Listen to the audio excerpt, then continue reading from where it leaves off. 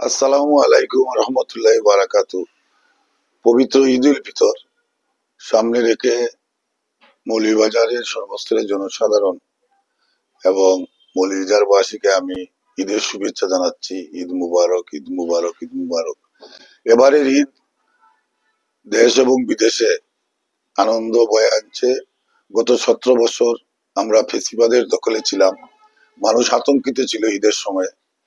এবারের ঈদ স্বাধীন এবং স্বাধীন দেশে সাধারণ মানুষই যুদ্ধবন করছে, একটা ফেসিবাদের দখল থেকে মুক্ত পাচ্ছে এই দেশ।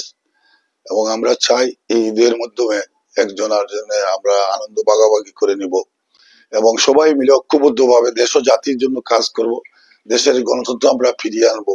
এই এই ঈদ উল ফিতরে আমাদের সেই শপথও। সর্বস্তরের জনসাধারণকে ঈদের শুভেচ্ছা জানাচ্ছি এবং জাতীয়তাবাদী দলের পরিবারের প্রত্যেক সদস্যকে আমি জেলা বিএনপির পক্ষ থেকে অসংখ্য ধন্যবাদ এবং শুভেচ্ছা জানাচ্ছি এবং ঈদ মুবারক, ঈদ মুবারক, ঈদ মুবারক।